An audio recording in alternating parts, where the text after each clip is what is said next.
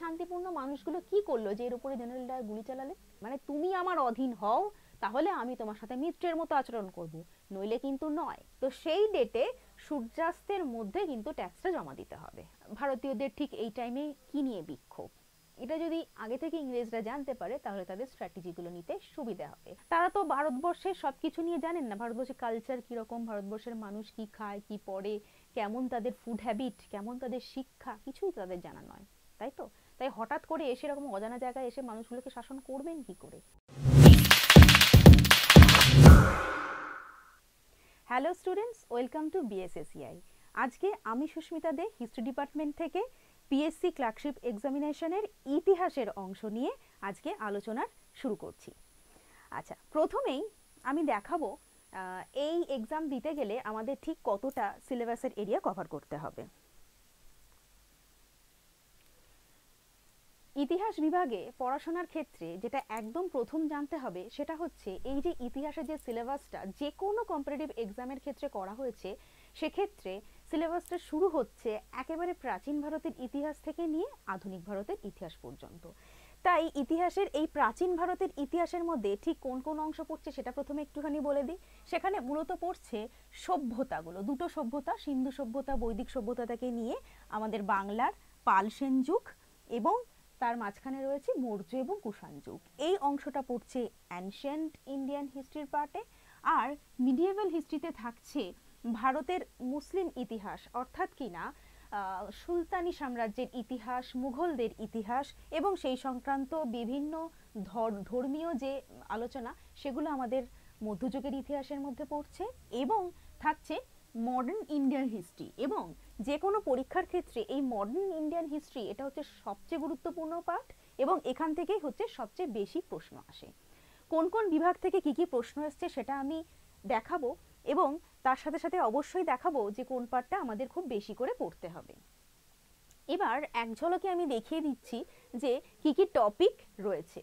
টপিকের মধ্যে অবশ্যই রয়েছে দুটি সভ্যতা, মৌর্য, কুষাণ, গুপ্ত, মুঘল। আর মডার্ন ইন্ডিয়াতে আমরা পাচ্ছি বেশ কিছু গুরুত্বপূর্ণ টপিক, তার মধ্যে কংগ্রেসের অধিবেশন ভীষণ ইম্পর্টেন্ট, বঙ্গভঙ্গ ভীষণ ইম্পর্টেন্ট, নেতাজি থেকে প্রশ্ন আসে একটু কম কিন্তু তবুও এসছে, আমি দেখাবো পিএসসিতে ঠিক কী কী নেতাজি থেকে প্রশ্ন এসছে। আর কমিউনিস্ট আন্দোলন থেকেও বেশ কিছু প্রশ্ন কিন্তু থাকে, সেটাও আমি স্যাম্পল দেখাবো। আচ্ছা, এইটা হচ্ছে ভীষণ ইম্পর্টেন্ট একটা পার্ট যেখানে বিভিন্ন অ্যাক্ট, হ্যাঁ, ব্রিটিশ শাসনের ভারতে যে বিভিন্ন অ্যাক্টগুলো হয়েছিল সেই অ্যাক্টগুলো কে কখন কি জন্য করেছিল এবং সেই মোতাবেক বিভিন্ন পোস্ট এসেছিল, সেই পোস্টগুলো নিয়ে কি কি প্রশ্ন এসছে সেটা দেখাবো। নেক্সট এবার চলে যাব সরাসরি প্রশ্ন আলোচনার মধ্যে। আমি একদম কারেন্ট যেটা প্রশ্নপত্র 2019-2019-এর শিফট 1-এ যে প্রশ্ন এসছে সেখান থেকে কিছু অংশ তুলেছি।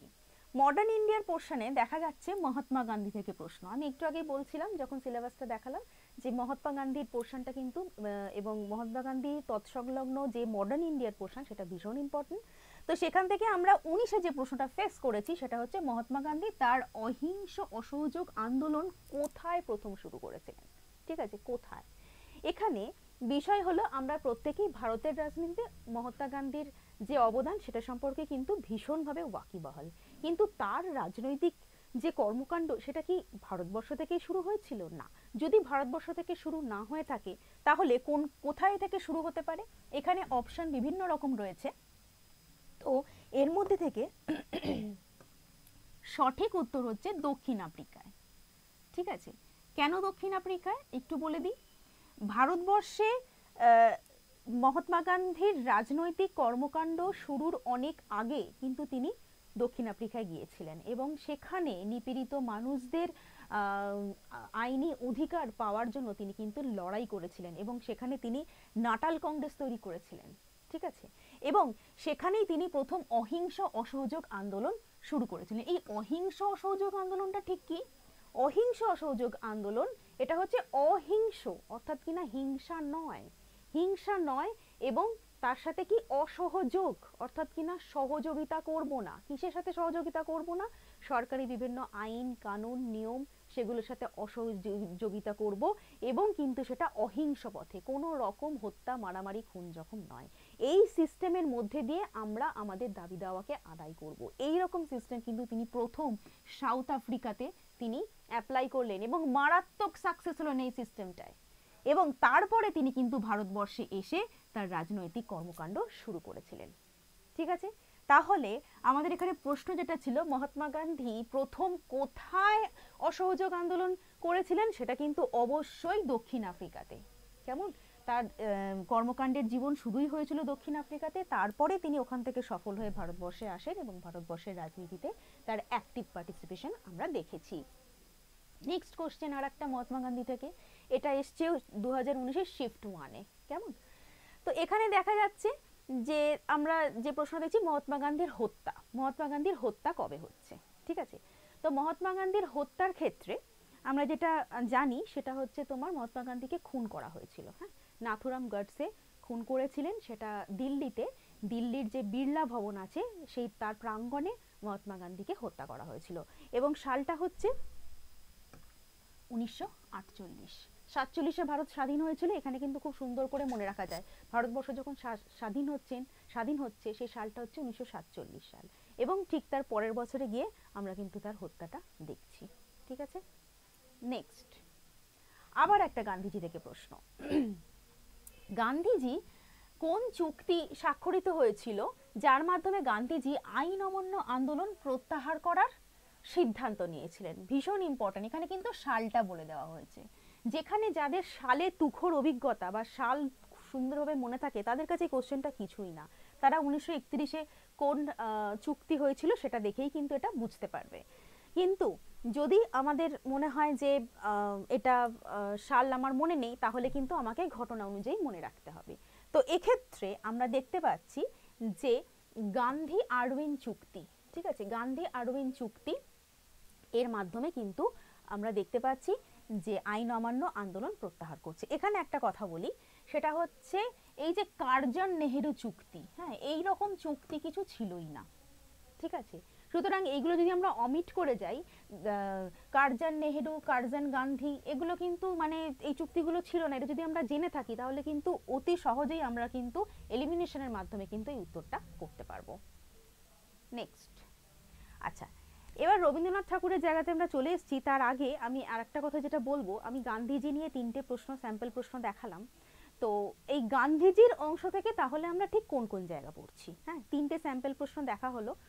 এর সাথে সাথে আমরা যখন পড়াশোনা করব তখন যেগুলো দেখব সেটা হচ্ছে গান্ধীজি ভারতবর্ষের ইতিহাসে ঠিক কি কি আন্দোলন করেছিলেন, সেটা কোথায় কোথায় করেছিলেন, এবং প্রত্যেকটা ক্ষেত্রে আমি ভীষণ জোর দিয়ে যেটা বলবো সেটা হচ্ছে যখন কোনো আন্দোলন হয় তখন হয়তো সেটা আন্দোলনটা শুরু করার আগে কোনো পত্রিকাতে সেটা বলা হচ্ছে, ঠিক আছে, তারপর হয়তো কোনো কারণে সেটা প্রত্যাহার করা হচ্ছে।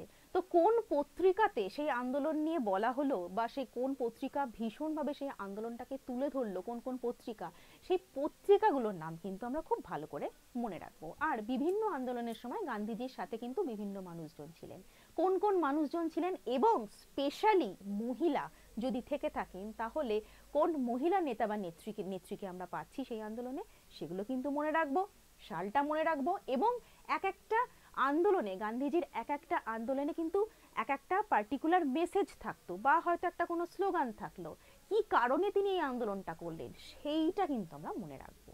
যেরকম করেঙ্গে ইয়া মরেঙ্গে, ডু অর ডাই, একদম লাস্ট ভারত ছাড়ো আন্দোলনে গিয়ে আমরা পাচ্ছি। ঠিক আছে, তো আবার যখন আমরা স্বদেশী বয়কটের সময় আছি তখন দেখছি গান্ধীজির এই যে সুতো কাটা চরকা এই ব্যাপারগুলো দেখেছি। হ্যাঁ, তো এই স্বদেশী বয়কটের সাথে এই সুতো কাটা চরকা ব্যাপারটা কিন্তু ভীষণ রেলিভেন্ট, কারণ কি তখন আমরা বিদেশি জিনিস বর্জন করছি, দেশীয় জিনিসকে গ্রহণ করছি, তাই আমরা কি করছি, নিজেরা তাঁতে নিজেদের বস্ত্র তৈরি করছি। ঠিক আছে, এইভাবে রিলেট করে আমরা পড়বো, তাতে করে মনে রাখা অনেক সুবিধা হবে এবং দেখা যাবে যে পুরো প্রস্তুতি পর্বটা কিন্তু খুব সুন্দরভাবে এগোবে। এবার চলে আসি মডার্ন ইন্ডিয়ার আরও একটা গুরুত্বপূর্ণ অংশ, গুরুত্বপূর্ণ প্রশ্ন, যেটা কিনা রবীন্দ্রনাথ ঠাকুর রিলেটেড। যেটা দেখা যাচ্ছে কি বলা হচ্ছে, নাইট উপাধি রবীন্দ্রনাথ ঠাকুর ত্যাগ করছেন কবে? ঠিক আছে, রবীন্দ্রনাথ ঠাকুর নাইট উপাধি ত্যাগ করলেন, সালটা হচ্ছে 1919, এটা হচ্ছে সঠিক উত্তর। এবার আমি বলবো কেন এটা সঠিক উত্তর। ঠিক আছে। 1919 সালে কি হয়েছিল যে রবীন্দ্রনাথ ঠাকুর নাইট উপাধি ত্যাগ করে দিলেন? 1919-এ খুব গুরুত্বপূর্ণ এবং নক্করজনক একটা ঘটনা যেটা আমরা দেখলাম, সেটা হচ্ছে জালিয়ানওয়ালাবাগের হত্যাকাণ্ড। ঠিক আছে, জালিয়ানওয়ালাবাগের হত্যাকাণ্ড, যেখানে কিনা শয়ে শয়ে নিরস্ত্র সাধারণ মানুষ, নরনারী এবং শিশু, এই সাধারণ মানুষের ওপর কিন্তু জেনারেল ডায়ার গুলি চালালেন অকাতরে, প্রচুর প্রচুর মানুষ মারা গেল। এই ঘটনাটা, এই একটা অমানবিক একটা ঘটনা, যেটা রবীন্দ্রনাথ ঠাকুর সহ সারা ভারতবর্ষের বিভিন্ন মানুষকে ভীষণ রকমভাবে ব্যথিত করেছিল, এবং সেই কারণে তিনি কিন্তু নাইট উপাধি ত্যাগ করছেন, যেটা কিনা একটা সময় ব্রিটিশ সরকারই তাকে দিয়েছিলেন। কেমন? আচ্ছা, এবার চলে আসি একটা ইনফরমেশন, জেনারেল একটা ইনফরমেশন, যে এই যে আমরা ক্লার্কশিপ এক্সামের যে প্রস্তুতি পর্বের মধ্যে রয়েছি, সেখানে কিন্তু বিভিন্ন বিষয়ের যে প্রিপারেশন আমাদের নিতে হয়, তাতে করে কিন্তু আমাদের সব বিষয়ের ক্লাস কিন্তু এখানে চলছে, এবং তার সাথে কিন্তু এখানে প্রতিদিন ইউটিউবে বিভিন্ন স্যার ম্যাডামরা বিভিন্ন টপিক নিয়ে আলোচনা করছেন। সেই ক্লাসের লিঙ্কগুলো খুব তাড়াতাড়ি পাওয়ার জন্য আমাদের কিন্তু চ্যানেলে অবশ্যই জয়েন হতে হবে। আচ্ছা, যে জালিয়ানওয়ালাবাগ হত্যাকাণ্ডের ব্যাপারে বলছিলাম, সেই জালিয়ানওয়ালাবাগ হত্যাকাণ্ড থেকে আরও একটা প্রশ্ন, যেটা 2015 সালে এসছে। এই যে শান্তিপূর্ণ জালিয়ানওয়ালাবাগ হত্যাকাণ্ডের বিপুল জনতার মধ্যে জেনারেল ডায়ার গুলি চালিয়েছিলেন কেন? এই শান্তিপূর্ণ মানুষগুলো কি করলো যে এর উপরে জেনারেল ডায়ার গুলি চালালেন? তো তার উত্তর যেটা হচ্ছে, সেটা হচ্ছে ভারতীয়দের মনে সন্ত্রাস এবং ভয় সৃষ্টি করার জন্য। কেমন? ভারতীয়দের মনে ভয় এবং সন্ত্রাস সৃষ্টি করার জন্য। আচ্ছা, জালিয়ানওয়ালাবাগে এতগুলো মানুষ গিয়েছিল কেন, সেটা একটুখানি বলে রাখি। এতগুলো মানুষ জালিয়ানওয়ালাবাগে মিলিত হয়েছিলেন, তার কারণ দুজন মানুষ, সৈফুদ্দিন কিচলু এবং সত্যপাল চৌধুরী, এই দুজনের গ্রেপ্তার হয়েছিল, দুজনকে গ্রেপ্তার করা হয়েছিল। তার প্রতিবাদে মানুষ কিন্তু এখানে নিরস্ত্রভাবে একটা শান্তিপূর্ণ আলোচনায় গিয়েছিল। ঠিক আছে, এবং এই শান্তিপূর্ণ আলোচনায় গুলি চালানোর মতো ঘটনা হতে পারে, এটা কিন্তু ভাবনা চিন্তারও অতীত। ঠিক আছে, এবং এটা কিন্তু ইংরেজদেরকে ভীষণভাবে চিন্তিত করেছিল যে এই ঘটনাকে কেন্দ্র করে এত মানুষ জমায়েত হয়ে গেল, না জানি এরপরে আরও কি কি হতে পারে। তারাও কিন্তু খানিকটা নিজেরা ভয়ের মধ্যে দিয়েই কাজটা করেছে, এবং তার সাথে তাদের লক্ষ্য ছিল ভারতীয়দের মনে ভয় ধরিয়ে দেওয়া, যে এই রকম আমরা শান্তিপূর্ণ আলোচনায় সমবেত হলে পরে হয়তো বারবার এইভাবেই আমাদেরকে বিপদের মুখে পড়তে হবে। কেমন? এই 1919-এর এই ঘটনা কিন্তু অত্যন্ত নিন্দনীয় একটা ঘটনা, যেটা ভারতবর্ষ সহ বহির্বিশ্বেও কিন্তু এই নিন্দার আঁচ কিন্তু পৌঁছেছিল। আচ্ছা, আমরা এরপরে যে অংশটায় আসছি, সেটা হচ্ছে, এটাও মডার্ন ইন্ডিয়ার একটা খুব গুরুত্বপূর্ণ পার্ট, সেটা হচ্ছে যেখানে আমরা বিভিন্ন বৈপ্লবিক আন্দোলনগুলো দেখছি। হ্যাঁ, বৈপ্লবিক কার্যকলাপ। হ্যাঁ, সেই বৈপ্লবিক কার্যকলাপের মধ্যে আমরা দেখতে পাচ্ছি এখানে যে প্রশ্নটা দেওয়া হয়েছে, সেটা হচ্ছে ক্ষুদিরাম বসুকে কোন জায়গায় ফাঁসি দেওয়া হয়েছিল। ঠিক আছে, ক্ষুদিরাম বসুকে মজফ্ফরপুর, হ্যাঁ, মজফ্ফরপুর জেলেতে তাকে ফাঁসি দেওয়া হয়েছিল। তো এইখানে তিনি, যেটা ক্ষুদিরাম বসু বা এই টাইমে যে সমস্ত বিপ্লবীরা কাজ করছিলেন, তারা কিন্তু বেশিরভাগ ক্ষেত্রেই আমরা যেটা দেখছি, সেটা হচ্ছে তোমার বিভিন্ন ইংরেজদেরকে বা তোমার যারা অত্যাচারী পুলিশ অফিসার, এনাদেরকে টার্গেট করে তাদেরকে কিন্তু হত্যা করছে, এরকম একটা ব্যাপার। হ্যাঁ, বা বিভিন্ন রকমভাবে তাদেরকে মানে বিব্রত করা, এরকম কিন্তু একটা ব্যাপার আমরা দেখছি। তো সেক্ষেত্রে ক্ষুদিরাম বসুকে এরকমই একটা ঘটনার জন্য মজফ্ফরপুরে ফাঁসি দেওয়া হয়েছিল, এবং ক্ষুদিরাম বসু ছিলেন একদম কনিষ্ঠ একজন বিপ্লবী, যাকে ফাঁসি দেওয়া হয়েছিল। ঠিক আছে, আচ্ছা, নেক্সট। আচ্ছা, এবার আরও একটা গুরুত্বপূর্ণ অংশ, যেটা কিনা কংগ্রেস। ঠিক আছে, ভারতের জাতীয় কংগ্রেস। তো জাতীয় কংগ্রেসের প্রথম যে কোশ্চেনটা 2019-এ এসেছিল, সেটা নিয়ে একটুখানি বলি। সেটা হচ্ছে যে নিম্নলিখিত ব্যক্তিদের মধ্যে কে ভারতের জাতীয় কংগ্রেসের প্রথম সভাপতি হয়েছিলেন? ঠিক আছে, এখানে উত্তর হচ্ছে উমেশচন্দ্র ব্যানার্জি। অনেকেরই হয়তো জানা, এটা খুব মানে কমন একটা প্রশ্ন, কম্পারেটিভ এক্সামে কমন এবং অ্যাট দ্য সেম টাইম ভীষণ সহজ একটা প্রশ্ন। হ্যাঁ, এতটা সহজ প্রশ্ন ফেস করবো এটা বোধহয় আশা করাই যায় না। তো জাতীয় কংগ্রেস নিয়ে দুটো কথা বলে দিই। জাতীয় কংগ্রেস যখন আমরা পড়বো, তখন আমরা শুরু করব যেভাবে, সেটা হচ্ছে এই জাতীয় কংগ্রেস তৈরি হলো কেন তৈরি হলো, কে কে ছিলেন এই তৈরির পেছনে, কেন তৈরি করা হলো, সেটার উত্তরে এটাই বলবো যে জাতীয় কংগ্রেস এই যে একটা সর্বভারতীয় দল, যে দলটা কিনা কি করবে, মানুষের চাহিদা, ইচ্ছা, বিক্ষোভ, না পাওয়া এবং কি কি প্রত্যাশা সবটা তুলে ধরবে। ঠিক আছে, বা এই যে দীর্ঘদিন ধরে ব্রিটিশ শাসন চলছে, তার ফলে মানুষ যে অসুবিধাগুলো ফেস করছে, যে নিপীড়ন ফেস করছে, সেখান থেকে বেরিয়ে আসার জন্য একটা সর্বভারতীয় সংগঠনের দরকার ভারতীয়রা উপলব্ধ করছিল, এবং একই সাথে ইংরেজরাও মনে করছিল কিন্তু এরকম যদি একটা দল থাকে যারা কিনা আমাদেরকে এইসব বিষয়গুলো অবগত করবে, যেমন ভারতীয়দের ঠিক এই টাইমে কি নিয়ে বিক্ষোভ, তারা কি চাইছে, এটা যদি আগে থেকে ইংরেজরা জানতে পারে তাহলে তাদের স্ট্র্যাটেজিগুলো নিতে সুবিধা হবে। তো ইংরেজরা যেটা চাইছে একটা সেফটি ভালভ। ঠিক আছে, হঠাৎ করে আক্রমণ শুরু হয়ে গেল, কিছু বুঝতেই পারলাম না, আঁচ করতে পারলাম না, সেটা অনেকটা মানে একটা খুবই কষ্টের ব্যাপার, বা সেটাকে ট্যাকল করা মানে ডিফিকাল্ট। তো সেই কারণে যদি একটা সেফটি ভালভের মতো যদি একটা কিছু থাকে যে আগে থেকে আমাকে ইন্ডিকেট করবে, এরকম একটা দল কিন্তু ইংরেজরাও চাইছিল এবং ভারতীয়রাও চাইছিল, যে দীর্ঘদিন ধরে তারা যে ইংরেজদের এগেনস্টে লড়ছে, তো সেটা খুব মানে টুকরো টুকরো ভাবে স্থানীয়ভাবে হচ্ছে, সেটা যদি একসঙ্গে হয়, সর্বভারতীয়ভাবে যদি হয়, তাহলে কি হবে, সেটার শক্তিটা অনেক বাড়বে। তাই দুপক্ষ থেকেই কিন্তু এরকম একটা দলের একটা প্রয়োজন এই টাইমে অনুভূত হয়েছিল। 1885-তে আমরা দেখতে পেলাম সেই মোতাবেক তৈরি হলো আমাদের কংগ্রেস, জাতীয় কংগ্রেস। এবং জাতীয় কংগ্রেসের প্রথম অধিবেশন যেখানে বসেছিল সেটা হচ্ছে মুম্বাইয়ের গোকুলদাস তেজপাল কলেজ, সভাপতি ছিলেন উমেশচন্দ্র বন্দ্যোপাধ্যায়। এবং আমরা যখন কংগ্রেসের অংশটা যখন আমরা নিজেরা স্টাডি করব, তখন কিন্তু অবশ্য করেই কংগ্রেসের বিভিন্ন অধিবেশনগুলো, সবাই মনের একটা জিনিস মনে রাখতে হবে যে এই যে কংগ্রেস তৈরি হলো তারপর থেকে প্রত্যেক বছর ডিসেম্বর মাসে কিন্তু কংগ্রেসের একটা করে অধিবেশন হতো। ঠিক আছে, এবং সেই অধিবেশনটা হতো ভারতবর্ষেরই কোনো একটা বিশেষ একটা শহরে হতো, শহরে বা গ্রামে বিশেষ একটা জায়গায় হতো, এবং সেখানে একজন অবশ্যই সেখানে একজন সভাপতি থাকতেন, এবং পরের বছর কি কাজকর্ম করবে কংগ্রেস সেটা নিয়ে তারা কিছু এজেন্ডা ফিক্স করত। ঠিক আছে, তো সেই কারণে আমরা কিন্তু কংগ্রেসের যতগুলো অধিবেশন হয়েছিল প্রত্যেকটা অধিবেশন সম্পর্কে জানবো, সেই অধিবেশনের সভাপতি কে ছিলেন, অধিবেশনটা কোথায় হয়েছিল, অধিবেশনের টপিক কি ছিল, এবং স্পেশালি জানবো যেটা সেটা হচ্ছে যে কলকাতায় ঠিক কটা অধিবেশন হয়েছিল। যেহেতু আমরা এটা কলকাতার মানুষ, বা যদি আমরা রাজ্যের পরীক্ষা দিতে যাই অবশ্য করে কলকাতার ইনফরমেশনটা খুব ভালো করে রাখবো। তার সাথে যেটা জানবো সেটা হচ্ছে প্রথম মহিলা সভাপতি কে ছিলেন, প্রথম তোমার মুসলিম সভাপতি কে ছিলেন, প্রথম ইউরোপীয় সভাপতি কে ছিলেন, কোনো বছর যদি দুটো অধিবেশন থেকে থাকে তাহলে সেটা কোন বছরে হয়েছিল।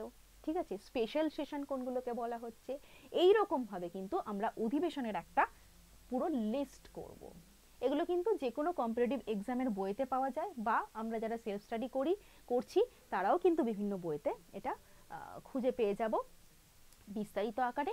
কিন্তু নিজেদেরকে লিস্টটা যদি না করে রাখি তাহলে কিন্তু এটা মনে রাখা কখনোই সম্ভব নয়।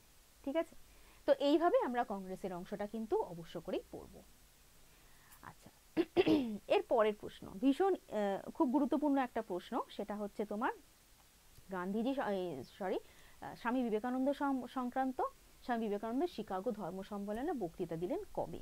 ঠিক আছে, তো এটাও একটা খুব ডিরেক্ট প্রশ্ন, সালটা হচ্ছে 1893।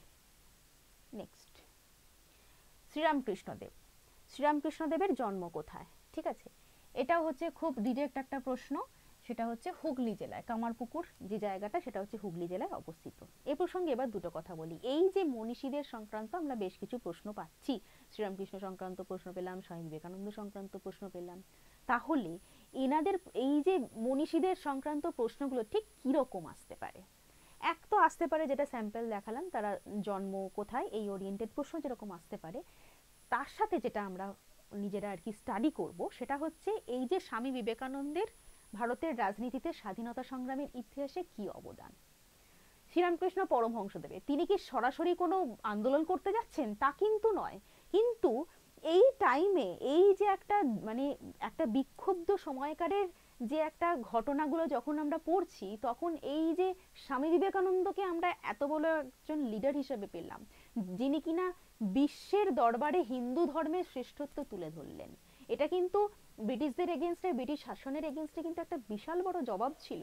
এবং ভারতের যুব সম্প্রদায়কে ঐক্যবদ্ধ করলেন, উজ্জীবিত করলেন। হ্যাঁ, তো যে মানুষগুলো আমাদের মানসিক দিক থেকে এইভাবে উজ্জীবিত করছে, তাদের কিন্তু ভূমিকাটা অবশ্যই আমরা জানবো। এখানে যেরকম আমরা শ্রীরামকৃষ্ণ সংক্রান্ত এবং স্বামীজি সংক্রান্ত পেলাম, তার সাথে সাথে কিন্তু আমরা ঋষি অরবিন্দ বিষয়টাও আমরা কিন্তু পড়বো। ওনার স্বাধীনতার ক্ষেত্রে যা যা অবদান, যেরকম পন্ডিচেরিতে ওনার আশ্রম আছে এবং তিনি বিপ্লবী আন্দোলনে তার কতটা কি যোগাযোগ ছিল, এবং তিনি সেখান থেকে বেরিয়ে গেলেন এবং তারপরে গিয়ে তিনি কিভাবে তিনি পন্ডিচেরিতে গিয়ে কোন আশ্রম তৈরি করলেন, সেগুলো কিন্তু অবশ্য করেই আমরা পড়ব। আচ্ছা, আর একজন মহাপুরুষ যিনি হচ্ছেন বিদ্যাসাগর মহাশয়। বিদ্যাসাগর মহাশয়ের তো অবদানের কোনো শেষ নেই। তিনি বিভিন্ন রকমের সামাজিক কুসংস্কার এবং মহিলাদের শিক্ষা, নারী শিক্ষার ক্ষেত্রে তার অবদান আমরা বলে শেষ করতে পারবো না। কত স্কুল করেছেন, কত কিছু করেছেন আমাদের জন্য, ভাষা শেখার জন্য। এত সুন্দরভাবে তার লেখা থেকে শুরু করে সবটাই, তার সারা গোটা জীবনটাই আমাদের কাছে শিক্ষণীয়। তো এখানে যে প্রশ্নটা তুলে ধরেছি সেটা হচ্ছে, বিদ্যাসাগরের জন্মভূমি বীরসিংহ গ্রাম কোথায়? ঠিক আছে, বীরসিংহ গ্রামটা কোথায়? বীরসিংহ গ্রামটা হচ্ছে মেদিনীপুরে, পশ্চিম মেদিনীপুরে। এখানে আমি একটা জিনিস বলবো, এখানে খুব সহজ করে অপশানটা দিয়ে দিয়েছে, আমি বলবো। কারণ কি, মেদিনীপুরের দুটো অংশ, পূর্ব এবং পশ্চিম। হ্যাঁ, আমরা মেদিনীপুর অনেকেই জানি, যে আমরা ছোটবেলাতে পড়েইছি যে বীরসিংহের সিংহপুরুষ বিদ্যাসাগর যিনি, তো মেদিনীপুর সেটা। কিন্তু কোন মেদিনীপুর? এখানে যেরকম পশ্চিম মেদিনীপুর অপশানে আছে, কিন্তু পূর্ব মেদিনীপুর অপশানে নেই, তাই আমাদের কনফিউশন হলো না।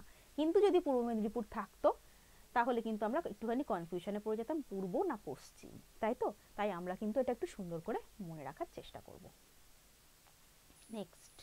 আচ্ছা, এবার যেটা বলি সেটা হচ্ছে যে এই যে এতক্ষণ যে প্রশ্নগুলো আলোচনা করা হলো, সেগুলো কিন্তু প্রত্যেকটাই মডার্ন ইন্ডিয়ার সেক্টর থেকে, ঠিক আছে? এবং মডার্ন ইন্ডিয়ার সেক্টরে এবার আমরা ভারতীয়দের সংক্রান্ত, বিভিন্ন ভারতীয় মনীষীদের সংক্রান্ত বিভিন্ন অংশগুলো যেরকম দেখলাম, এবার দেখব যে দীর্ঘদিনের যে ব্রিটিশ শাসন, দীর্ঘদিনের ব্রিটিশ শাসনে আমরা ব্রিটিশদের কাছ থেকে পেয়েছি বিভিন্ন আইন, বিভিন্ন ধরনের নিয়ম, বিভিন্ন ধরনের স্থাপনা থেকে শুরু করে অনেক কিছু, ঠিক আছে?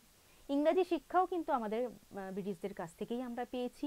প্রচুর স্কুল নির্মাণ হয়েছে ইংরেজদের তত্ত্বাবধানে, এবং শিক্ষার প্রসারের ক্ষেত্রে তাদের অবদান কিন্তু কিছু কম ছিল না।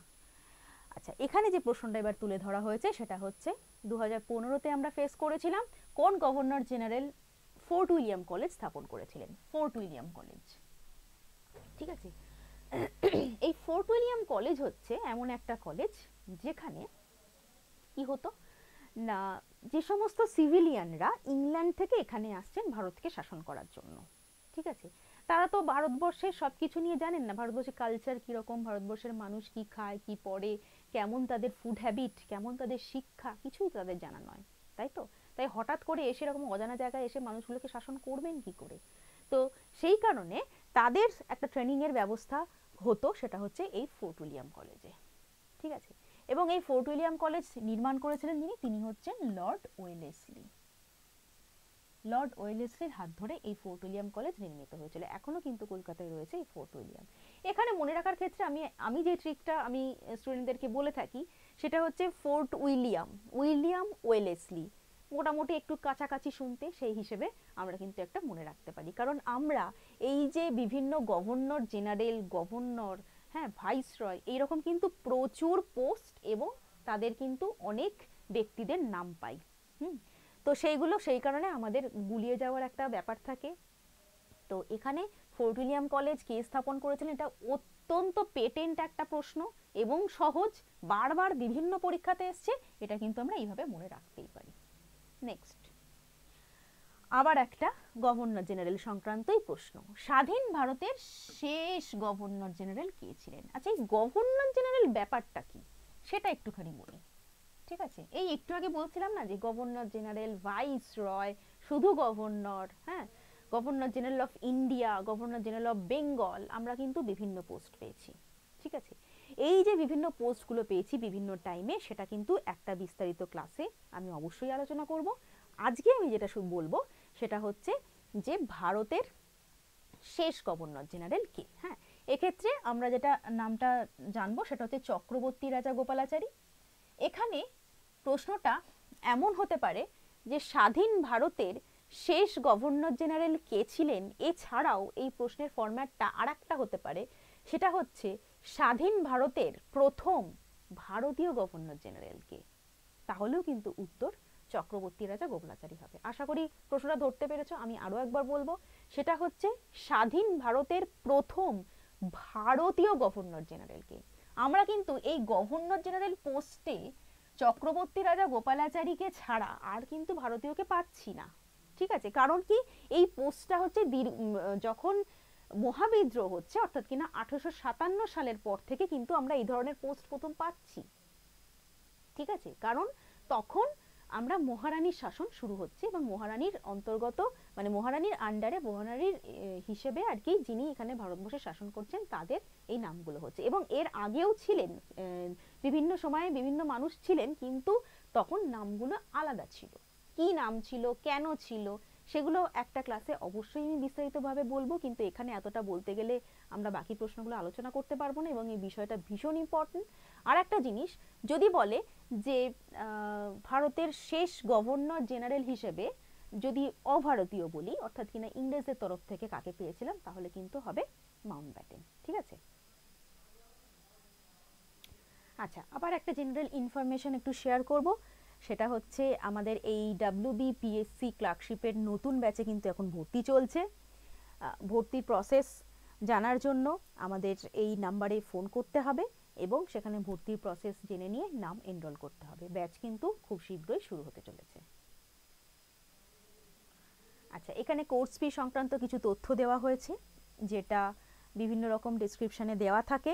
আমাদের থাকছে সপ্তাহে 6টি ক্লাস, সপ্তাহে 6টি লাইভ ক্লাস থাকছে, তার রেকর্ডিং থাকছে, 200+ ঘন্টার ভিডিও লাইব্রেরি থাকছে, 1500 পেজের স্টাডি মেটেরিয়াল থাকছে, ভর্তি হওয়ার সময়তেই ইবুক দেওয়া হচ্ছে এবং আনলিমিটেড কোশ্চেন ব্যাংক থাকছে। অর্থাৎ কিনা একটা সরকারি চাকরির প্রস্তুতির জন্য ঠিক যেভাবে নিজেকে রেডি করতে হয় তার প্রত্যেকটা ফিচার কিন্তু আমরা BSCCI এর মধ্যে দিয়ে পেয়ে যাচ্ছি এবং তার কোর্স ফি দেওয়া আছে। এবং যারা মনে করছো যে নিয়মিত পড়াশোনাটা একটা সিস্টেমেটিক ওয়েতে হওয়া দরকার এবং সাফল্যকে খুব তাড়াতাড়ি ছিনিয়ে নিতে হবে, তাদের কিন্তু এই প্রসেসের মধ্য দিয়ে অবশ্যই যেতে হবে। কারণ এই যে বিষয়ের আলোচনা এতক্ষণ ধরে করছি, সেটা হচ্ছে একটা পার্টিকুলার অংশ। এইরকম কিন্তু ইতিহাস আছে, ভূগোল আছে, পল সায়েন্স আছে এবং রয়েছে সায়েন্সের বিভিন্ন বিভাগ, ইংলিশ রয়েছে, ম্যাথস রয়েছে। এতগুলো বিভাগ যখন আমাকে করতে হবে, তখন কিন্তু সেখানে অবশ্য করে স্মার্ট ওয়ার্ক করতে হবে, স্ট্র্যাটেজিক ওয়েতে যেতে হবে, প্রচুর প্রচুর প্র্যাকটিস করতে হবে। কারণ যারা খুব মন দিয়ে ভিডিওটা দেখছো, তারা অবশ্যই খেয়াল করেছে যে একটা প্রশ্ন কিভাবে নানাভাবে ঘুরিয়ে আসতে পারে এবং সেই একটা প্রশ্ন মনে রাখার জন্য আমাকে নানা রকমভাবে কিন্তু টিপ অ্যান্ড ট্রিক্স আমাদের অ্যাপ্লাই করতে হবে এবং পড়তে হবে অনেকটা। যেখানে ছক আকারে যদি না করি, মাইন্ড ম্যাপ আকারে যদি আমি না পড়ি, কোনো দিন সম্ভব নয় এত কম সময়ে নিজের সাফল্যটাকে অর্জন করে নেওয়া। তাই এই প্রত্যেকটা প্রসেসের মধ্য দিয়ে আমরা যত তাড়াতাড়ি নিজেদেরকে ফিট করতে পারবো, সরকারি চাকরিও কিন্তু তার হাতের মুঠোয় আসবে খুব তাড়াতাড়ি। এখানে থাকছে মডারেটর সাপোর্ট, আর যারা ক্লাস নিচ্ছেন প্রত্যেকেই তাদের সাবজেক্টের বিভিন্ন জায়গা থেকে অভিজ্ঞতা অর্জন করেছেন এবং থাকছে লাইভ ক্লাস, অনেক থাকছে ভিডিও লাইব্রেরি এবং থাকছে ই লাইব্রেরি এবং আনলিমিটেড কোশ্চেন ব্যাংক। এই প্রত্যেকটা অংশই কিন্তু আমরা অ্যাপের মধ্যে পাবো। নেক্সট, আবার আমরা প্রিপারেশনের পদ্ধতিতে ঢুকি, সেটা হচ্ছে চিরস্থায়ী বন্দোবস্ত। এই যে একটা দীর্ঘকালীন ব্রিটিশ শাসনের সময় আমরা পেরিয়েছি, সেই ব্রিটিশ শাসন পর্বে আমরা দেখেছি যে বিভিন্ন রকমের সেটেলমেন্ট মানে বিভিন্ন ধরনের ব্যবস্থা। কি ব্যবস্থা? কৃষি সংক্রান্ত ব্যবস্থা, অর্থনৈতিক ব্যবস্থা, ট্যাক্স ওরিয়েন্টেড ব্যবস্থা, নানা রকমের ব্যবস্থা কিন্তু তারা প্রচলন করেছিল।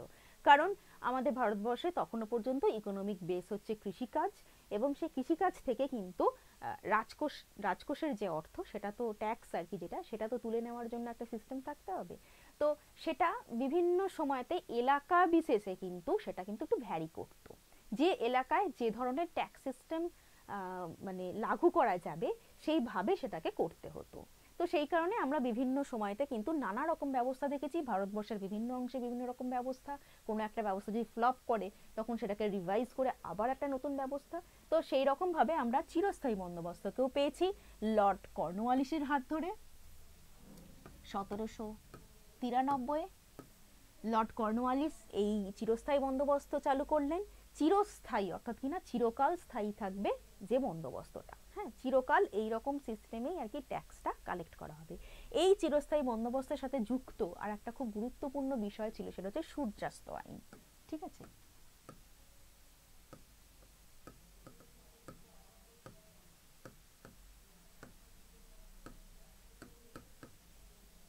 সূর্যাস্ত আইন ভীষণ ইম্পর্টেন্ট। এই সূর্যাস্ত আইনটা কি? সূর্যাস্ত আইনটা হচ্ছে যে পার্টিকুলার ডেট বলে দেওয়া হবে যে এই ডেটের মধ্যে তুমি ট্যাক্সটা জমা করবে, তো সেই ডেটে সূর্যাস্তের মধ্যে কিন্তু ট্যাক্সটা জমা দিতে হবে। ঠিক আছে, সেটাকেই বলা হচ্ছে সূর্যাস্ত আইন, যেটা চিরস্থায়ী বন্দোবস্তের সঙ্গে রিলেটেড থাকে।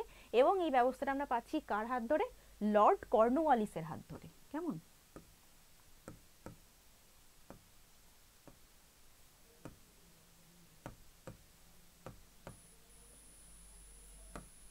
তাহলে এই চিরস্থায়ী বন্দোবস্ত, এই যে প্রশ্নটা আমরা পেলাম, এই প্রশ্নটা সাথে রিলেটেড আরো কত কিছু ইনফরমেশন, এখনো কিন্তু আমি প্রশ্নের উত্তরটা বলিনি। এই প্রশ্নটা করা হয়েছে কি, চিরস্থায়ী বন্দোবস্ত কোথায় প্রথম চালু করা হয়েছিল। ঠিক আছে, তো এক্ষেত্রে উত্তর যেটা হবে সেটা হবে বাংলা, বিহার এবং উড়িষ্যাতে। কেমন? এখানে অপশনগুলো কিন্তু একটু মানে গুলিয়ে যাওয়ার মতো একটু দেওয়া আছে, কারণ এই বাংলা উড়িষ্যা আমরা নানাভাবে কিন্তু অপশনের মধ্যে, এখানে যেমন বিহার উড়িষ্যা আছে, বাংলা নেই। এখানে অন্ধ্রপ্রদেশ আছে, বাংলা আছে, বিহার নেই, উড়িষ্যা নেই। আবার এখানে বাংলা আছে, উড়িষ্যা আছে, বিহার নেই। ঠিক আছে, তাহলে আমাদের এইটা কিন্তু খুব ভালোভাবে মনে রাখতে হবে যে বাংলা, বিহার, উড়িষ্যা এই তিনটে জায়গাতে চিরস্থায়ী বন্দোবস্ত চালু করেছিলেন লর্ড কর্নওয়ালিস 1793 সালে। এবং এই সিস্টেমের সাথে জড়িত আর একটা গুরুত্বপূর্ণ সিস্টেম, সেটা হচ্ছে সূর্যাস্ত আইন। সত্ত্ব বিলোপ নীতি আরো একটা গুরুত্বপূর্ণ নীতি, সত্ত্ব বিলোপ নীতি। ঠিক আছে, এই সত্ত্ব বিলোপ নীতিটি কি? এই সত্ত্ব বিলোপ নীতি হচ্ছে এমন একটা নীতি, সত্ত্ব বিলোপ নীতি ছিল, এছাড়াও ছিল অধীনতামূলক মিত্রতা নীতি। ঠিক আছে, এরকম বেশ কিছু নীতি ছিল, যে নীতির মাধ্যমে ব্রিটিশ সরকারের যেটা লক্ষ্য ছিল সেটা হচ্ছে ভারতবর্ষের বিভিন্ন টেরিটরিকে একেবারে নিজেদের দখলে আনা। ঠিক আছে, একেবারে নিজেদের দখলে আনা, তাদের কি দখলে ছিল না? না, দখলে হয়তো আছে, কিন্তু বিভিন্ন জায়গাতে দেখা যাচ্ছে যে তখনও স্থানীয় যে সমস্ত রাজা বা শাসকরা ছিলেন তারা কিন্তু অত্যন্ত অ্যাক্টিভ। কেমন? তারা তাদের মতো করে সেখানে শাসন কায়েম রাখতে এবং প্রতিনিয়ত ইংরেজদের সাথে তারা কিন্তু বিরোধিতা করে যাচ্ছে। তো এই সবকে একেবারে নস্যাৎ করে দিয়ে একেবারে সেটা ইংরেজ সরকারের অধীনে আনার জন্য তারা বিভিন্ন টাইমে বিভিন্ন নীতি অ্যাপ্লাই করেছিলেন। তারই একটা উদাহরণ হচ্ছে সত্ত্ব বিলোপ নীতি। লর্ড ডালহাউসির সময় এটা আমরা পেয়েছিলাম।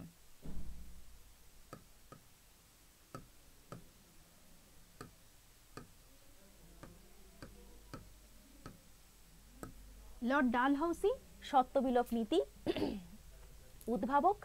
এই সত্ত্ব বিলোপ নীতিতে কি বলা হলো? সত্ত্ব বিলোপ নীতিতে বলা হলো সত্ত্ব বিলোপ। ঠিক আছে, যদি কোনো রাজা যদি অপুত্রক অবস্থায় মারা যান, তাহলে কি হবে? তার যে মানে জমিদারিটা বা তার যে রাজ্যটা সেটা সরাসরি ইংরেজদের অধীনে হয়ে যাবে। তার যদি কোনো দত্তক পুত্র থাকেন, তাহলে তাকেও কিন্তু সেই দত্তক পুত্রকেও কিন্তু সেই রাজ্যের মালিকানা কিন্তু দেয়া যাবে না। ঠিক আছে, এবং সেই টাইমে ভারতবর্ষে এরকম বেশ কিছু রাজা রানীরা ছিলেন যাদের দত্তক পুত্র ছিল। ঝাঁসির রানী লক্ষ্মীবাইয়ের ছিল। ঠিক আছে, তো যাতে করে মানে সেই রাজা মারা যেতেই সেই রাজ্যটা যাতে ইংরেজদের অধীনে চলে আসে, তার জন্যই কিন্তু লর্ড ডালহাউসি এই সত্ত্ব বিলোপ নীতিটা শুরু করেছিলেন। আর এই সত্ত্ব বিলোপ নীতির সাথে সাথে আরো একটা যে নীতির কথা বলবো সেটা হচ্ছে অধীনতামূলক মিত্রতা নীতি।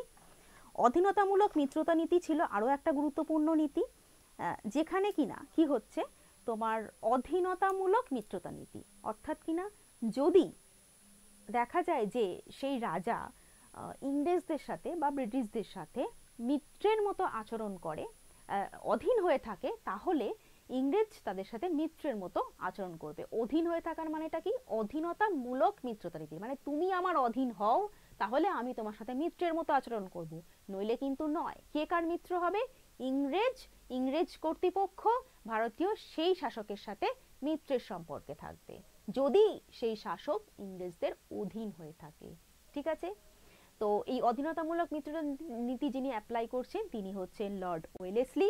আমরা যখন প্রিপারেশনে থাকবো তখন এই সত্য বিলোপ নীতি এবং ওয়েলেসলির অধীনতামূলক মিত্রতা নীতি, এই দুটো নীতি কিন্তু খুব ভালো করে পড়ব। কেমন? নেক্সট। আচ্ছা, এবার চলে আসি বাংলায়। ঠিক আছে, আমরা যখন ভারতবর্ষের ইতিহাসের সাথে সাথে বাংলার ইতিহাসকেও জোর দেব, কারণ আমরা যখন বিভিন্ন রাজ্যের সরকারি পরীক্ষা জন্য যখন যাব তখন কিন্তু আমাদের এই বাংলার অংশটাকে কিন্তু খুব গুরুত্ব সহকারে দেখে যেতে হবে। ঠিক আছে? বাংলার স্বাধীনতার ইতিহাস বা বাংলার স্বাধীনতা বলে না, entire Bangla Bengal history of বেঙ্গলে আমরা যে সমস্ত জায়গাগুলোকে খুব গুরুত্ব সহকারে পেয়েছি সেগুলো কিন্তু একটা এক্সট্রা নজরের মধ্যে রাখতে হবে। এবং আমাদের বিগত বছরে যে সমস্ত বাংলা থেকে প্রশ্ন এসছে সেগুলোকে আমি এবার দেখানোর চেষ্টা করছি। প্রথম হচ্ছে পলাশীর যুদ্ধ, ভেরি ইম্পর্টেন্ট এবং সহজ। সেটা হচ্ছে 1757-তে হলো পলাশীর যুদ্ধ। এখানে একটা ছোট্ট নিয়ম বলে রাখি, সেটা হচ্ছে এই যে পলাশীর যুদ্ধ, যে যুদ্ধর মাধ্যমে পলিটিক্যালি ব্রিটিশরা আর কি ভারতবর্ষে ঢুকছে এবং তাদের রাজনীতির যে শিকড় বিস্তার সেটার একেবারে স্টার্টিং, সেটা হচ্ছে এই পলাশীর যুদ্ধ। কেমন? সেটা হচ্ছে কত সালে? 1757 সালে। ঠিক আছে? 1757 সালে সেই শুরুয়াতটা হলো। এবার গিয়ে সেটা আরো বেশি করে বিস্তার লাভ করছে, সারা ভারতবর্ষ ব্যাপী তাদের রাজনৈতিক কর্মকাণ্ড ছড়িয়ে পড়ছে। এরকম করতে করতে 100 বছর কেটে গেল, অর্থাৎ কিনা 1857। এই 1857-তে কি হলো? 1857-তে হলো মহাবিদ্রোহ, যেটাকে আমরা সিপাহী বিদ্রোহ নামেও কিন্তু জানি। এখানে একটু ভালো করে খেয়াল করবে, এখানে কিন্তু অপশানে 1857টাও দেওয়া হয়েছে। ঠিক আছে? 1857 কিন্তু পলাশী যুদ্ধ নয়, আমাদের কিন্তু গুলিয়ে যাবে 1700 ছিল না 1800 ছিল, কি তাই তো? গুলিয়ে যাবে তো 1700 না 1800, মনে পড়ছে না। কিন্তু তোমরা এই ঘটনা প্রবাহটা মনে রাখবে যে পলাশী যুদ্ধ আগে হলো, পলাশী যুদ্ধ দিয়ে সাম্রাজ্য বিস্তারের সূচনা হলো। ঠিক আছে? এবং তারপরে গিয়ে সাম্রাজ্য বিস্তার করতে করতে 1 বছর আমরা যখন নিপীড়িত শোষিত হয়ে হয়ে হয়ে হয়ে ছোটখাটো অনেক বিদ্রোহ হলো, তারপরে গিয়ে হলো মহাবিদ্রোহ 1857-তে। কেমন?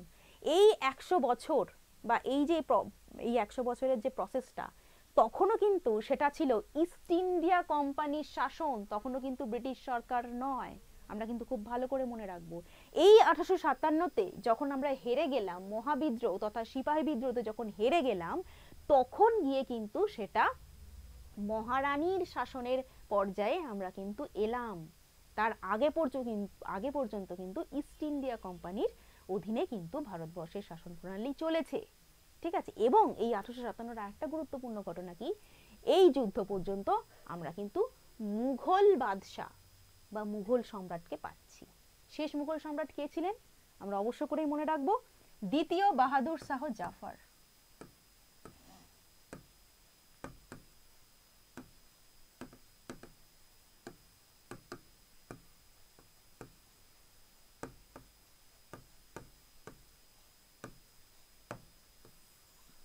দ্বিতীয় বাহাদুর শাহ জাফর ছিলেন শেষ মুঘল সম্রাট, যাকে আমরা পাচ্ছি 1857-র মহাবিদ্রোহতে।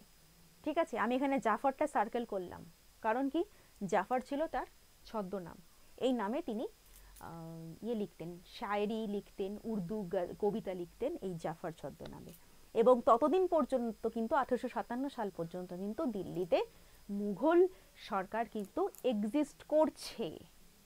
সবটাই ইংরেজদের কারায়ত্ত হয়ে গেছে, কিন্তু নামের নাম সিংহাসনে কিন্তু তখনও মুঘল সম্রাট বসছিলেন। এবং শেষ যিনি বসেছিলেন তিনি হচ্ছেন এই দ্বিতীয় বাহাদুর শাহ জাফর, যিনি 1857-র মহাবিদ্রোহে অংশগ্রহণ করলেন, সারা ভারতবর্ষকে লিড করলেন, নেতৃত্ব দিলেন, এবং হেরে যাওয়ার পরে তাকে ইংরেজরা নির্বাসন দিল রেঙ্গুনে। সেখানেই তিনি মারা গেছিলেন, আর কোনোদিন তার ভারতবর্ষে ফিরে আসা হয়নি। তাহলে এই পলাশীর যুদ্ধ এবং তারপরের যে ঘটনা প্রবাহটা আমি এখানে বলার চেষ্টা করলাম, এই প্রত্যেকটাই কিন্তু যদি যারা প্রতিনিয়ত কোশ্চেন সলভ করছো তারা কিন্তু পাবে, এবং এগুলোর প্রত্যেকটাই কিন্তু মোস্ট ইম্পর্টেন্ট। আচ্ছা, বাংলার আর একটা প্রশ্ন, সেটা হচ্ছে বাংলার প্রথম স্বাধীন নবাবের নাম কি? ঠিক আছে, বাংলার প্রথম স্বাধীন নবাব। আচ্ছা, বাংলা বলতে আমরা ঠিক এই টাইমে বাংলা বা নবাব বলতে আমরা কোন জায়গার নাম মনে মনে পড়ে আমাদের? নবাব কোথাকার? মুর্শিদাবাদের, তাই তো? বাংলার এই যে নবাবী রাজত্ব সেটা কোথায় ছিল? মুর্শিদাবাদে। কেমন? তো প্রথম নবাব ছিলেন মুর্শিদ কুলি খাঁ। ঠিক আছে, মুর্শিদ কুলি খাঁ, তার নামই কিন্তু মুর্শিদাবাদ। ইনি এলেন কোথা থেকে? এনাকে পাঠালেন মুঘল সম্রাট। ঠিক আছে, মুঘল সম্রাট যখন, মুঘল সাম্রাজ্য আমরা জানি ঔরঙ্গজেবের সময় পর্যন্ত ভীষণ রকমভাবে সুন্দর একটা মুঘল সাম্রাজ্যের আমরা ইতিহাস পাই, এবং তার পরবর্তী যে মুঘল সাম্রাজ্যের ইতিহাস সেটা যদি দেখি তাহলে হচ্ছে সেটা অবক্ষয়ের যুগ, যেটাকে আমরা পরবর্তী মুঘল সাম্রাজ্যকাল বলছি। সেখানে এই যে এতদিনকার একটা বিশাল বড় বানানো ডাইনেস্টি সেটা একটু একটু করে শেষ হয়ে যাচ্ছিল। ঠিক আছে, তাদের যে ক্ষমতা সেটা আর নেই, সেই শক্তি আর নেই, এবং তার সাথে ঢুকে গেছে ইংরেজ ইস্ট ইন্ডিয়া কোম্পানি। তারা নানাভাবে নানা দিকে রাজত্ব করে বেড়াচ্ছে, সেটার এগেনস্টে কিছু বলার কিছু করার ক্ষমতা মুঘল সরকারের নেই। ঠিক আছে, তো সেই মুঘল সরকার তখন কি করছে, তার রাজত্ব বা তার টেরিটরির যে সমস্ত গুরুত্বপূর্ণ অংশ আছে সেখান থেকে রাজস্বগুলো যাতে ঠিকঠাক আসে এবং সেই অঞ্চলে যদি কিছু মাত্রাতে হলেও নিজেদের ক্ষমতা টিকিয়ে রাখতে পারেন, তার জন্য কিন্তু কিছু রিপ্রেজেন্টেটিভকে পাঠাচ্ছেন। ঠিক আছে, সেই রকমই মুর্শিদ কুলি খাঁকে পাঠানো হয়েছিল বাংলাতে। ঠিক আছে, সেই কারণে আমরা বাংলাতে নবাবী শাসন পেয়েছি, হায়দ্রাবাদের নিজামকে পেয়েছি। ঠিক আছে, তো সেই মুর্শিদ কুলি খাঁ বাংলায় এসে তিনি মুঘল সম্রাটের অধীনে কাজ শুরু করেছিলেন ঠিকই, কিন্তু তার পরবর্তীকালে গিয়ে দেখা যায় যে তিনি বাংলাতে একেবারে স্বাধীনভাবে নবাবের মতো করে তিনি কিন্তু শাসন কার্য শুরু করছেন। ঠিক আছে, তাই মুর্শিদ কুলি হচ্ছে এখানে সঠিক উত্তর। আচ্ছা, বাংলায় আর একটা প্রশ্ন, সেটা হচ্ছে আদিনা মসজিদ কোথায়? এটা কিন্তু আধুনিক বাংলার প্রশ্ন নয়, এটা একটু মধ্যযুগের ইতিহাসের ক্ষেত্রে আমরা পাচ্ছি।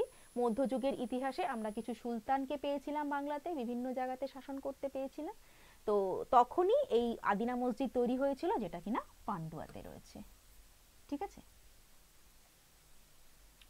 আচ্ছা, জেনারেল ইনফরমেশনের মধ্যে ভীষণ গুরুত্বপূর্ণ পার্ট, সেটা হচ্ছে এই যে আমরা এত পড়াশোনা করছি সেই পড়াশোনার কোনো কার্যকারিতাই থাকবে না যদি না আমরা নিয়মিত মক টেস্ট দিই। সেই মক টেস্ট সিরিজ আছে, রোজ দুপুর 2টো থেকেই শুরু হয়ে যাচ্ছে সেই মক টেস্ট এবং চলছে বিকেল 6টা পর্যন্ত। কোন বিষয়ের কখন মক টেস্ট চলছে তোমরা খুব ভালো করে জেনে নেওয়ার জন্য অবশ্যই ডেসক্রিপশন ঘাটাঘাটি করবে। আচ্ছা, মডার্ন ইন্ডিয়া থেকে অনেক কিছু বললাম, এবার চলে আসি আমাদের এনশিয়েন্ট ইন্ডিয়া, অর্থাৎ কিনা প্রাচীন ভারতের ইতিহাস। ঠিক আছে, প্রাচীন ভারতের ইতিহাসে একেবারে পেটেন্ট যে জায়গা সেটা কিন্তু সিন্ধু সভ্যতা। ঠিক আছে, আমরা জানি সিন্ধু সভ্যতা থেকেই আমাদের সিলেবাস কিন্তু শুরু হচ্ছে, এবং যদি আমরা এই ক্লার্কশিপের বিভিন্ন যে এক্সামিনেশন পেপারগুলো আছে সেখানে যদি দেখি তাহলে আমি বেশ কয়েকবার দেখেছি যে খাতায় কলমে যদিও বা বলা হয় যে হরপ্পা থেকে শুরু হচ্ছে, কিন্তু তার আগের সময়েরও কিন্তু কিছু খুঁটিনাটি প্রশ্ন কিন্তু বেশ কয়েকবার এসছে, তার মধ্যে কিন্তু এটা একটা। সেটা হচ্ছে প্রাচীন ভারতের প্রাচীনতম সভ্যতা কোনটি? প্রত্যেকের মাথাতে হয়তো হরপ্পাই প্রথম আসবে, কিন্তু হরপ্পা বা সিন্ধু কিন্তু নয়। ঠিক আছে, সঠিক উত্তর কি? মেহেরগড়ের সভ্যতা। এখানে অপশনেও কিন্তু ভুল আছে, সেটা হচ্ছে দেখো হরপ্পা সভ্যতা দেওয়া আছে, বৈদিক সভ্যতা দেওয়া আছে, সিন্ধু সভ্যতা দেওয়া আছে, মেহেরগড়। হরপ্পা সিন্ধু সভ্যতা কিন্তু সেম। ঠিক আছে, যেটাই হরপ্পা সভ্যতা সেটাই কিন্তু সিন্ধু সভ্যতা। সুতরাং এখানে অপশনটা দেখে যারা বুঝতে পারবে তারা তো বুঝেই যাবে। আর কেউ যদি মনে করো না হরপ্পা সভ্যতাটা উত্তর হবে, হরপ্পায় দাগালাম আবার সিন্ধু সভ্যতা কেন এসছে, আমি কনফিউশনে পড়ে গেলাম, নয় কিন্তু এটা কিন্তু একদম চালাকিই করা হয়েছে, এমনভাবে অপশনটা দেওয়া হয়েছে। বৈদিক সভ্যতা তো নয়ই, আর মেহেরগড় সভ্যতা কেন সেটার এবার সপক্ষে কিছু যুক্তি বলি। ঠিক আছে, এই হরপ্পা সভ্যতা এবং সিন্ধু সভ্যতা যে দুটো সভ্যতা কিনা সেম, সেটা হচ্ছে তোমার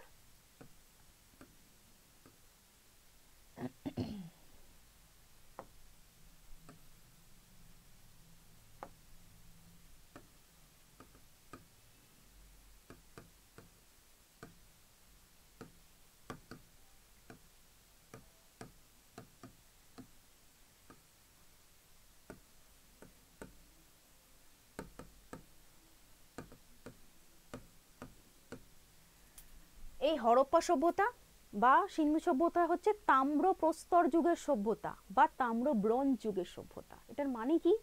তাম্র প্রস্তর মানে এই স্টেজে মানুষ পাথরের ব্যবহার যেমন করে তার সাথে সে তামার ব্যবহারটা শিখেছে। ঠিক আছে, পাথরের ব্যবহার মানে কি? আমরা এবার একটু যদি পেছন দিকে ঘুরে তাকাই তাহলে মানুষের যে সভ্যতার বিবর্তন, সেখানে গিয়ে আমরা কি দেখছি যে মানুষ কিন্তু প্রথম পাথরকেই তার হাতিয়ার বা অন্য যে কোনো কাজের টুল হিসাবে কিন্তু পাথরকেই ইউজ করেছে, কারণ তারা তখন কোনো ধাতুর ব্যবহার জানে না এবং প্রকৃতিতে ছড়িয়ে ছিটিয়ে অবস্থায় সবচেয়ে সহজে যেটা শক্ত জিনিস পাওয়া যায় সেটা কিন্তু পাথর। তাই পাথর ছিল তখনকার মানুষের একমাত্র আর কি বলতে পারো উপাদান, যেটা দিয়ে তার কাজকর্ম চলতো। তো এই সিন্ধু সভ্যতা বা হরপ্পা সভ্যতা হচ্ছে সেই যুগ যেখানে মানুষ পাথরের সাথে সাথে কিন্তু তামার ব্যবহার শিখে গেছে। নট অনলি তামা, তামা এবং ব্রোঞ্জের ব্যবহার শিখেছে। তাই এটাকে বলছি তাম্র ব্রোঞ্জ যুগের সভ্যতা। ঠিক আছে, মেহেরগড় সভ্যতা হচ্ছে নব্যপ্রস্তর যুগের সভ্যতা। নব্যপ্রস্তর যুগ মানে তখনও ওরা পাথরেই পড়ে আছে। ঠিক আছে, তখনও কিন্তু তারা তামার মতো বা অন্য ধরনের কোনো ধাতুর ব্যবহার কিন্তু শিখে ফেলেনি। তাই এটা কিন্তু আমাদের হরপ্পা সভ্যতার থেকেও আরো প্রাচীন সভ্যতা। এটা কোথায় পাওয়া গেছে এই সভ্যতার নিদর্শন? বেলুচিস্তানে। বর্তমান যে বেলুচিস্তান বলে জায়গা আছে সেইখানে আমরা এই মেহেরগড়ের সভ্যতার এক্সিস্টেন্সকে পেয়েছি। ঠিক আছে, এটা হচ্ছে নব্যপ্রস্তর যুগের সভ্যতা। আর বাকি থাকলো বৈদিক সভ্যতা। তাহলে বৈদিক সভ্যতা কোন যুগের সভ্যতা? বৈদিক সভ্যতার যুগ হচ্ছে অবশ্যই আরো বেশি করে এগিয়ে গেছি, তখন মানুষ কৃষিকাজ জানে আর মানুষ ধাতু হিসাবে লোহার ব্যবহার শিখে গেছে। ঠিক আছে, লোহার ব্যবহার কিন্তু মানুষ শিখে গেছে। এই যুগেও মানুষ, হরপ্পার যুগেও কৃষিকাজ জানে, এই যুগেও মানুষ কৃষিকাজ জানে, কিন্তু ফ্যাক্ট ইজ দ্যাট এই টাইমে মানুষ পাথরেই পড়ে আছে। ঠিক আছে, তারপরে গিয়ে মানুষ তামার ব্যবহার শিখলো, তারও পরে গিয়ে মানুষ লোহার ব্যবহার শিখলো। ঠিক আছে, তাহলে ক্রোনোলজিক্যাল অর্ডারটা বোঝা যাচ্ছে কোনটা আগে কোনটা পরে। কেমন?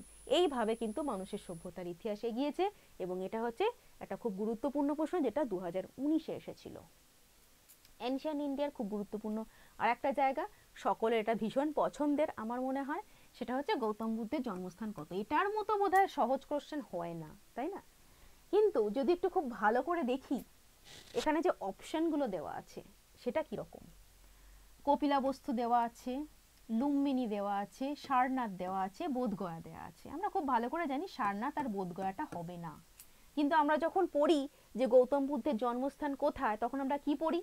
নেপালের কপিলাবস্তু অন্তর্গত লুম্বিনীতে পড়ি তো।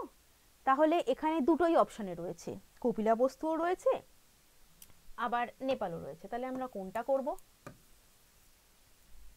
কোনটা করব? দুটোই তো সঠিক। তখন আমরা মনে রাখবো আমাদের যেটা করতে হবে সেটা হচ্ছে আমরা খুব স্পেসিফিক যে আনসার সেখানে যাব। সাপোজ আমি একটা উদাহরণ দিয়ে বলি, সেটা হচ্ছে যদি আমরা বলি যে রবীন্দ্রনাথ ঠাকুরের জন্মস্থান কোথায়, তার অপশানে হয়তো রয়েছে জোড়াসাঁকো রয়েছে, কলকাতা রয়েছে, পশ্চিমবঙ্গ রয়েছে, আবার ভারতবর্ষও রয়েছে। তাহলে আমরা কোন উত্তরটায় দাগাবো? সবগুলোই তো ভারতবর্ষের অন্তর্গত, তাই না? ভারতবর্ষের অন্তর্গতই তো একটা জায়গা। তাই এখানে কিন্তু খুব যেটা স্পেসিফিক সেটা কিন্তু জোড়াসাঁকোর ঠাকুরবাড়ি। আমরা কিন্তু তাই জোড়াসাঁকোর ঠাকুরবাড়িটাকেই দাগাবো। ঠিক সেই রকম ভাবেই কপিলাবস্তুর একটা বাগান, কপিলাবস্তুর অন্তর্গত একটা বাগান হচ্ছে এই লুম্বিনী। তাই লুম্বিনী হবে কিন্তু সঠিক উত্তর। ঠিক আছে, সঠিক উত্তর হবে কিন্তু লুম্বিনী। কপিলাবস্তু লিখলে পরে কিন্তু আমরা পুরো নম্বর পাবো না। কেমন? কপিলাবস্তু হয়তো ভুল নয়, কিন্তু তাই আমাদের কিন্তু আরো একটা জিনিস এখানে খেয়াল করার, সেটা হচ্ছে এখানে অপশনগুলো যখন দেওয়া হলো প্রথমেই কিন্তু কপিলাবস্তুকে রাখা হলো। কেন কি অনেক সময় এরকম হয় আমরা তাড়াতাড়ি করে উত্তর করছি, প্রথম অপশনেই পেয়ে গেলাম আরে কপিলাবস্তু, তারপরে আর চারটে অপশন তিনটে অপশন আমরা দেখলামই না। এরকম কিন্তু আমরা করব না। ঠিক আছে, আমরা কিন্তু প্রত্যেকটা অপশন দেখে তবে কিন্তু উত্তরটা করব। কেমন? এটাও কিন্তু এসছে 2019-এর শিফট 1-এ। আচ্ছা, আর একটা এনশিয়েন্টের গুরুত্বপূর্ণ প্রশ্ন, সেটা হচ্ছে আলেকজান্ডার ভারতে আসছেন কবে? ঠিক আছে, এটা হচ্ছে 2019-এর শিফট 2-তে পেয়েছি আমরা। সেটা হচ্ছে তোমার এটা সালটা যদি বলতে হয় তাহলে সেটা হচ্ছে খ্রিস্টপূর্ব 327-এ। ঠিক আছে, এটা এবার মনে রাখার ট্রিক বলতে যেটা বলবো সেটা হচ্ছে এই আলেকজান্ডারের ভারত আক্রমণ কিন্তু একটা খুব গুরুত্বপূর্ণ একটা অংশ। ঠিক আছে, কেন গুরুত্বপূর্ণ? কারণ কি আলেকজান্ডার হচ্ছেন একজন দিগ্বিজয়ী গ্রিক বীর, তিনি ভারতবর্ষে আসছেন। ঠিক আছে, ভারতবর্ষে যখন আসছেন তখন ভারতবর্ষের রাজনৈতিক সিনারিওটা ঠিক কি ছিল? তখন আমরা দেখছি ভারতে মগধ, মগধ বলে যে জায়গাটা আছে, সেই মগধে তখন শাসন করছেন তিনি হচ্ছেন নন্দবংশের রাজা ধননন্দ। ঠিক আছে, ইনি ভারতবর্ষের উত্তর দিক থেকে এক গিরিপথের মধ্য দিয়ে ঢুকছেন এবং দেখা যাচ্ছে সেটার সালটা হচ্ছে খ্রিস্টপূর্ব 327, এবং তারপরে গিয়ে ভারতবর্ষে কিন্তু তিনি বেশ কিছুদিন এক্সিস্ট করছেন এবং তারপরে তিনি ভারত থেকে যখন ফিরছেন তখন তার মৃত্যু হচ্ছে। ঠিক আছে, অ্যানশিয়েন্ট ইন্ডিয়ার খুব গুরুত্বপূর্ণ এবং ইন্টারেস্টিং একটা জায়গা আলেকজান্ডারের ভারত আক্রমণ, সেটা নিয়ে খুব কম করে দু একটা কথা আমাদের কিন্তু মনে রাখতে হবে। ঠিক আছে, নেক্সট, যিনি আর কি প্রথমবারের মতো অশোকের শিলালিপি পাঠোদ্ধার করেছিলেন। ঠিক আছে, তার নাম চাওয়া হয়েছে অশোকের শিলালিপি, অর্থাৎ কিনা সম্রাট অশোকের যে আমরা ঘটনাগুলো জানি, তিনি শাসক হিসেবে কি কি করেছিলেন, কেন করেছিলেন, কোথায় কোথায় করেছিলেন, সেগুলোর হচ্ছে মেন যে উপাদান বা বেস, সেটা কিন্তু অশোকের বিভিন্ন শিলালিপি। তো সেই শিলালিপির পাঠোদ্ধার করলেন কে? ঠিক আছে, শিলালিপির পাঠোদ্ধার করলেন জেমস প্রিন্সেপ। ঠিক আছে, জেমস প্রিন্সেপ শিলালিপির পাঠোদ্ধার করলেন। ইনি একজন এই শিলালিপির পাঠোদ্ধারেরই একজন বিশেষজ্ঞ মানুষ ছিলেন, ইনি করলেন। দয়ারাম সাহানি কিন্তু প্রত্নতাত্ত্বিক ছিলেন। ঠিক আছে, আর আর.সি. মজুমদারকে আমরা পাচ্ছি, এনাদেরকে আমরা পাচ্ছি গুরুত্বপূর্ণ ঐতিহাসিক হিসেবে। তো জেমস প্রিন্সেপ অশোকের শিলালিপির পাঠোদ্ধার করলেন এবং তোমরা প্রত্যেকেই জানো, কলকাতার যারা আশেপাশে বা কলকাতায় থাকো, যে কলকাতাতে প্রিন্সেপ ঘাট বলে একটা জায়গা আছে, যেটা দেখতে অত্যন্ত সুন্দর এবং অনেকেই সেখানে আমরা বেড়াতে যাই। তো সেই জেমস প্রিন্সেপ কিন্তু তার নাম অনুসারে কিন্তু সেই প্রিন্সেপ ঘাট জায়গাটা কিন্তু করা হয়েছে। ঠিক আছে, নেক্সট, আচ্ছা, এখানে আমাদের যে ম্যাথ এবং রিজনিং জিকের তাছাড়াও বিভিন্ন ধরনের যে ক্লাসগুলো চলছে, একাধিক ক্লাস চলছে যেগুলো ইউটিউবে চলছে, সেগুলো কিন্তু সম্পূর্ণ বিনামূল্যে পাবে শিক্ষার্থীরা। তার জন্য করতে হবে যে বিবিএসএস এর কম্পারেটিভ যে চ্যানেলটা আছে সেটাকে কিন্তু সাবস্ক্রাইব করতে হবে। আচ্ছা, নেক্সট, ভারত হিমালয়ের দান বা ভারত হচ্ছে হিমালয়ের উপহার, এটা কে বলছেন? ঠিক আছে, এটা বলছেন ঐতিহাসিক K.M. পানিক্কর। ঠিক আছে, এটা একদম মানে কি বলবো, ক্লিয়ার কাট, একদম ডিরেক্ট প্রশ্ন, এখানে আলাদা করে আমার ব্যাখ্যা করার কিছু নেই। ভারত হিমালয়ের উপহার বা ভারত হিমালয়ের দান, হিমালয়ের দানও বলা হয়, তো এটা বলছেন তিনি হচ্ছেন K.M. পানিক্কর। এবং প্রত্যেকে যদি একটু ভালো করে দেখো, ভিনসেন্ট স্মিথ, রমেশচন্দ্র মজুমদার, যদুনাথ সরকার, এর প্রত্যেকেই কিন্তু ঐতিহাসিক ছিলেন। পানিক্করও অবশ্যই একজন ঐতিহাসিক ছিলেন, কিন্তু এই পার্টিকুলার এই টার্মটা K.M. পানিক্করই ইউজ করেছেন। আচ্ছা, কোন গুপ্ত সম্রাট সকারি উপাধি ধারণ করেছেন? হ্যাঁ, সকারি মানে কি? যদি আমরা এটাকে একটুখানি ভেঙে বলি তাহলে যেটা দাঁড়াচ্ছে সেটা হচ্ছে শকের সাথে আড়ি, তাই সকারি। ঠিক আছে, তো শকের সঙ্গে আড়ি মানে শক হচ্ছে এক দস্যু যাদেরকে হারিয়ে দিয়েছিলেন। ঠিক আছে, যাদেরকে হারিয়ে দিয়েছিলেন কে, এখানে তার নামটাই জানতে চাওয়া হয়েছে। দ্বিতীয় চন্দ্রগুপ্তকে আমরা বলছি সেই সম্রাট ছিলেন যিনি কিনা শকদেরকে দমন করেছিলেন, তাই তার উপাধি হয়েছিল সকারি। ঠিক আছে, এই শকরা কি করত না, মালব, ভারতবর্ষের মালব, গুজরাট, সৌরাষ্ট্র, এই সমস্ত অঞ্চলে এরা কিন্তু রাজত্ব করত। অ্যানশিয়েন্ট ইন্ডিয়ার পার্ট থেকে আরো একটা গুরুত্বপূর্ণ প্রশ্ন, সেটা হচ্ছে রাজতরঙ্গিনীর রচয়িতাকে। ঠিক আছে, রাজতরঙ্গিনীর রচয়িতা হচ্ছেন কলহন। কলহন হচ্ছে রাজতরঙ্গিনী লিখেছেন। এই রাজতরঙ্গিনী হচ্ছে এমন একটা উপাদান প্রাচীন ভারতের ইতিহাসের ক্ষেত্রে যেখান থেকে আমরা কাশ্মীরের ইতিহাস জানতে পারি। ঠিক আছে, তো এই রকম বিভিন্ন গ্রন্থ রয়েছে যেগুলো সংক্রান্ত আমাদের একটু ধারণা রাখতে হবে, যেটা কিনা প্রাচীন ভারতের উপাদানের মধ্যে পড়ছে। সেই উপাদানের সংক্রান্ত বিভিন্ন বইয়ের লিস্ট এবং তার অথর, এগুলো কিন্তু আমরা একটা জায়গায় জট ডাউন করে রাখবো। প্রাচীন ভারতের যেরকম আছে সেরকম মধ্যযুগের ইতিহাসের আছে এবং আছে অবশ্যই মডার্ন ইন্ডিয়ার। এগুলো কিন্তু আমাদের প্রত্যেকটাই তিনটে কাল অনুযায়ী কিন্তু নিজেদের সেলফ স্টাডির জন্য কিন্তু ভীষণ রকম ভাবে দরকার, এবং এটা লিস্ট করে না রাখলে কিন্তু কোনোদিন মনে থাকবে না। তাই আমাদের কাজ ভীষণ রকম ভাবে তাড়াতাড়ি ভাবে আমরা কিন্তু এই লিস্ট কিন্তু বানিয়ে ফেলবো। নেক্সট, হাতে লেখা দলিল। হ্যাঁ, বিভিন্ন রকমের উপাদান হয়। মানে উপাদান বলতে কি বোঝাচ্ছি, উপাদান মানে যেটার উপর বেস করে ইতিহাসটা রচনা করা হয়েছে। উপাদান কি কি হতে পারে, এই যে একটু আগে বলছিলাম তাম্র প্রস্তর যুগ, নব্য প্রস্তর যুগ, এগুলো আমরা জানলাম কি করে? এগুলো হচ্ছে মানুষ বিভিন্ন টাইমে যে যেরকম পাথরের হাতিয়ার বানিয়েছে, এবং সেই মানুষের যখন সভ্যতার পথে মানুষ যখন এগিয়ে গেছে আরো, তখন কিন্তু সেই হাতিয়ারগুলোর চেহারা, তার ফিনিশিং, তার শার্পনেস সবকিছু কিন্তু বদলে বদলে গেছে। তো এই বদলটাকে আমরা কিন্তু বিভিন্নভাবে ক্যাটাগরাইজ করে কিন্তু সেই সময়কার ইতিহাসটা প্রত্নতাত্ত্বিকেরা খুঁজে বার করেছেন বা সেগুলো নিয়ে গবেষণা করেছেন, এবং আমাদের সেই গবেষণার মাধ্যমে আমরা সেই সময়কার ইতিহাস জানছি।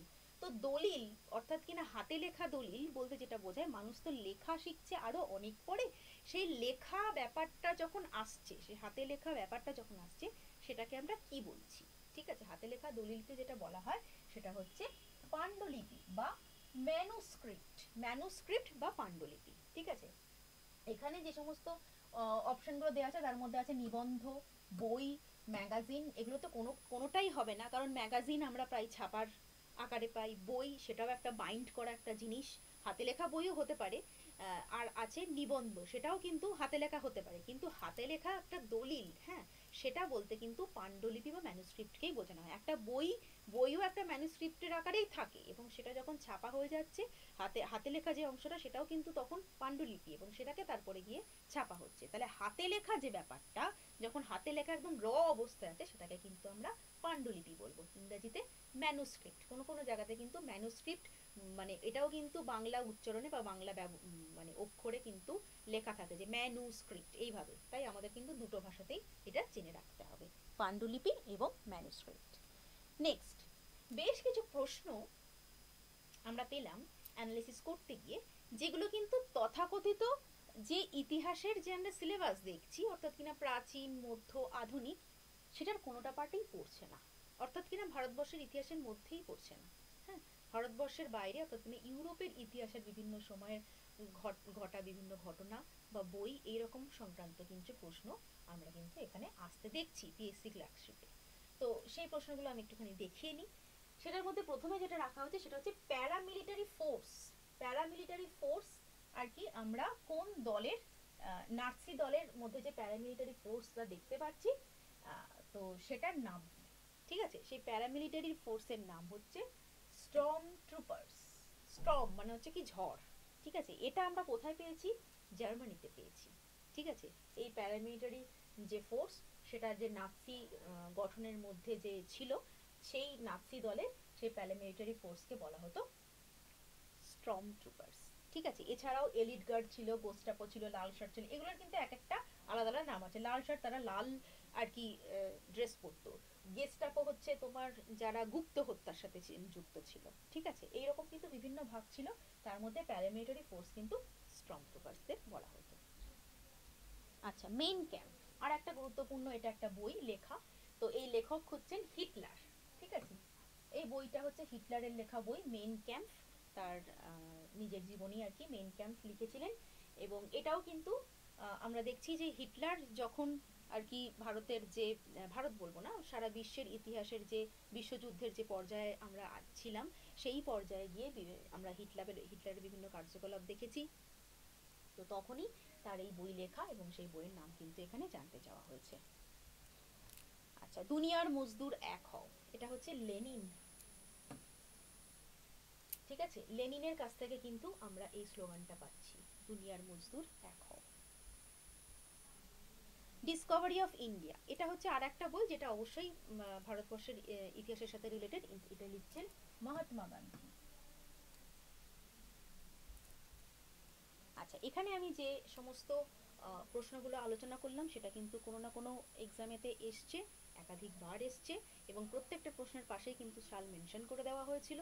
আশা করি আমি যে 3 বছরের সালের ইতিহাস আজকে পর্যালোচনা করার চেষ্টা করলাম প্রশ্ন ধরে ধরে, তাতে কিন্তু একটা ধারণা পাওয়া সম্ভব হয়েছে যে প্রশ্নটা অ্যাকচুয়ালি ঠিক কেমন হয়।